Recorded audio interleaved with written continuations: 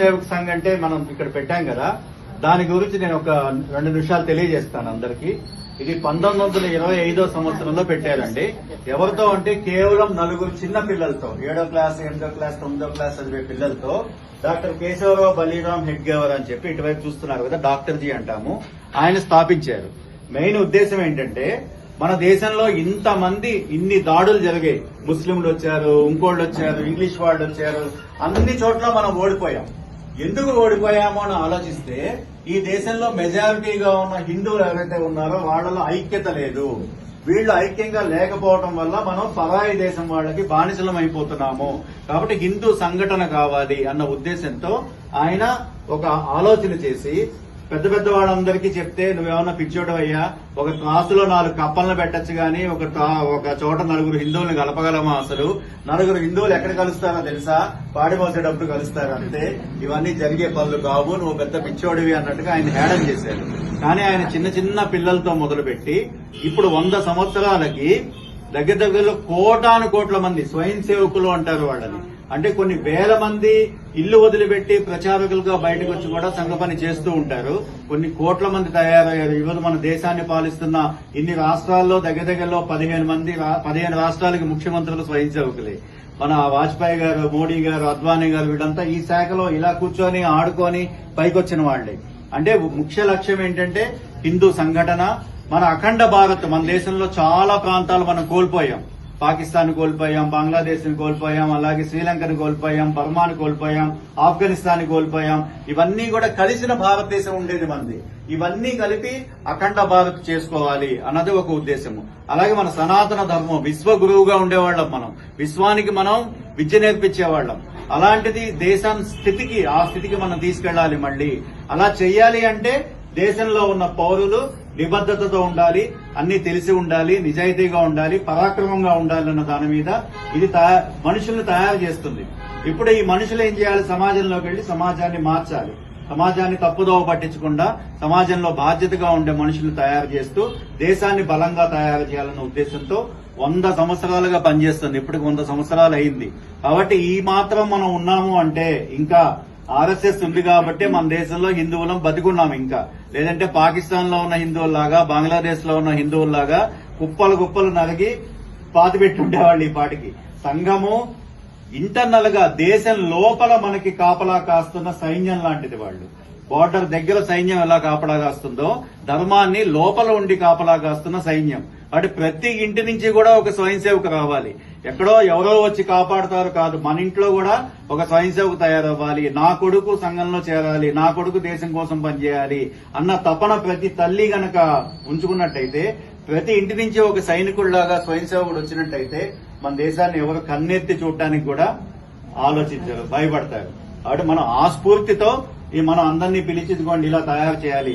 మనం ఇప్పుడు పిల్లలు కంప్యూటర్లో గేమ్లు ఆడుతున్నారు, అలా కాదు, ఇసుకలో ఆడాలి, మట్టిలో ఆడాలి, అందరితో కలిసి ఆడాలి. ఇక్కడ చూడండి ఎలా ఉంటుంది, కలిసి సమ్మత చేస్తున్నారు వీళ్ళు, కలిసి పరసంచలనం, కలిసి కబడ్డీ ఆడుతున్నారు. ఇప్పుడు కబడ్డీ ఆడుతున్న వాళ్ళని ఎంతమందిని చూస్తున్నాం? చూడటం లేదు. ఎందుకంటే వాళ్ళలో టీమ్ స్పిరిట్ ఉంటుంది. ఒక మనిషి బయట నుంచి వచ్చినప్పుడు మనం అందరం కలిసి అతను ఎలా పట్టుకోవాలి, మనం అటు వెళ్లినప్పుడు, కూతకు వెళ్లినప్పుడు ఎలా బయటికి రావాలి, ఒక యూనిటీ ఉంటుందన్నమాట.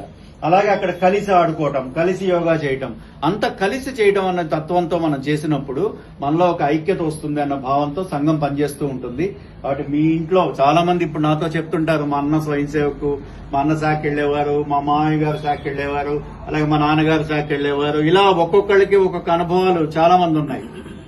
మా పిల్లలు శాఖకి వెళ్తున్నారు అన్నవాళ్ళు చేయొద్దండి ఒకసారి.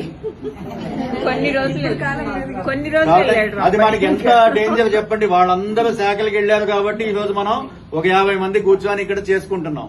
అటు మన పిల్లలు వెళ్ళలేకపోవటం అన్నది, మనం నెక్స్ట్ తరం వెళ్ళలేకపోవటం అన్నది మళ్లీ అదొక ప్రమాదం.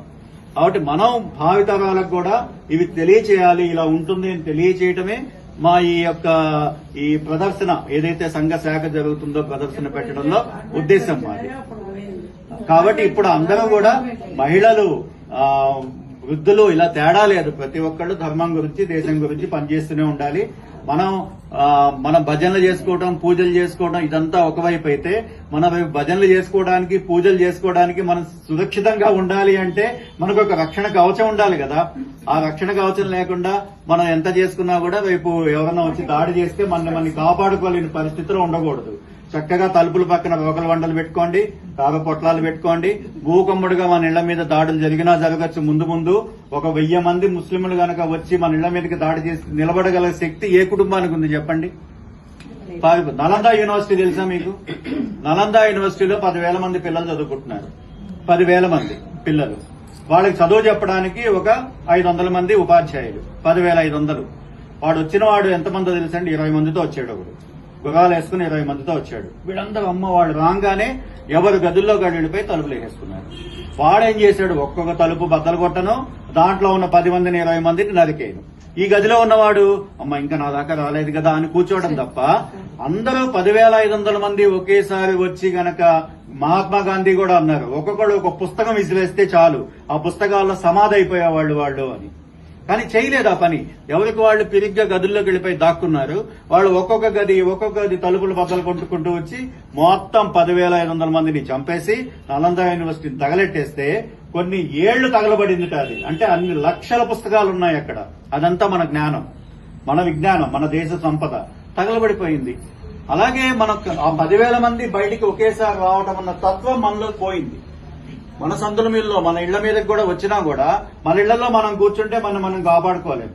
ప్రతి ఒక్కళ్ళు 77 వాళ్ళ దగ్గర నుంచి 7 సంవత్సరాల వయసు ఉన్న వాళ్ళ దగ్గర వరకు కర్రో కత్తో ఏదోటి పట్టుకొని మన ధర్మాన్ని కాపాడుకోవడానికి, దేవాలయాలు కాపాడుకోవడానికి, మనల్ని మనం కాపాడుకోవడానికి సిద్ధంగా ఉన్నప్పుడు మాత్రమే మన ధర్మాన్ని మనం కాపాడుకోగలము. ధర్మం కాపాడితేనే దేశం బాగుంటేనే ఇవన్నీ. లేదంటే మనం ఏమీ చేయలేం. ఈ రోజు పాకిస్తాన్ లో దుర్గాదేవి పూజలు చేయడానికి లేదు. బంగ్లాదేశ్ లో సంక్రాంతి చేసుకోవద్దు అని చెప్పి పెద్ద ఊరేగింపులు జరుగుతున్నాయి. కొన్ని చోట్ల రేపు ఆ పరిస్థితి మనకు కూడా రావచ్చు. మనం గనక బలహీనం అయిపోతే. కాబట్టి మనం ఎక్కువ మంది ఉన్నాం కాబట్టి ఏదో నడిపిస్తున్నాం. మన సంఖ్య తగ్గిపోతే ఆఫ్ఘనిస్తాన్ ఒకప్పుడు హిందువులే ఉండేవాళ్ళం, ఇరాన్ హిందువులే ఉండేవాళ్ళు, నేపాల్ హిందువులే ఉండేవాళ్ళు. అలాగే అన్ని దేశాల్లో హిందువులే. ఈ రోజు హిందువులు తగ్గిపోతే ఆ దేశం నుంచి విడిపోతుంది. హిందువులు తగ్గిపోతే దేశం విడిపోతుంది. కాబట్టి మనం ఎక్కువగా సంఖ్యలో ఉన్నప్పుడు మాత్రమే. కాబట్టి మీ పిల్లలకి చెప్పండి, 4 పిల్లల్ని కనమని చెప్పండి. ఓకే, హిందువుల సంఖ్య పెంచాలని చెప్పండి. కాబట్టి ఇవన్నీ కూడా దేశాన్ని కాపాడుకోవడానికి చాలా అవసరమైన విషయాలు. సంఘం గురించి తెలియజెప్పడానికి నేను చెప్పిన దాంట్లో ఒక చిన్న భాగమే చెప్పాను. నేను సంఘం గురించి తెలుసుకోవాలి అంటే అది ఒక మహాసముద్రం. వాడి 100 సంవత్సరాలు చేసిన సేవ గాని, త్యాగం గాని అది మనం వెలకట్టలేనిది. దాన్ని తెలుసుకునే ప్రయత్నం కూడా చేసి కొంత మనం ఆచరించే ప్రయత్నం కూడా చేద్దాం. జై శ్రీరామ్.